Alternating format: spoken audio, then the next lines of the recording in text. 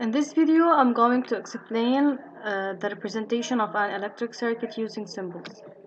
We have the battery. First, we have to get introduced to the symbols, then we're going to apply. So the symbol of a battery is, as you can see, one short terminal and the other is a long. The short is the negative one, the long is the positive one.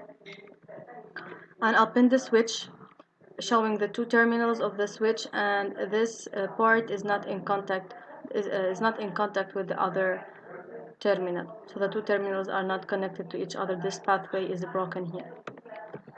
I close the switch. This conducting part of the switch connects the two terminals of it so that it forms an unbroken pathway. Connecting wire, straight line. The lamp is a circle with an X inside. The ammeter is a circle with a capital A inside. And the voltmeter is a circle with a capital V. So now consider this circuit. We have a bulb, a battery, and a closed switch, as you can see. And these are connected by connecting wires. So we start with the battery. I prefer that we start with the power supply. So we have the negative and the positive. This is the negative, which is a short terminal, and the positive is a long terminal.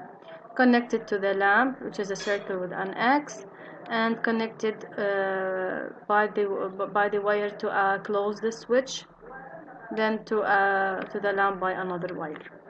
Another circuit here in which the circuit is an open circuit. The lamp is not glowing. There is no flow of current. So the symbols are as such, the representation as such: negative, positive terminal, short leg, long leg, wire, a lamp with an X inside, and connected to an open switch, as you can see, in which the pathway is broken. See, this wire is connected to one terminal of the switch, and the other terminal is connected to the negative terminal of the battery. However, the two terminals of the switch are not connected to each other because it's open.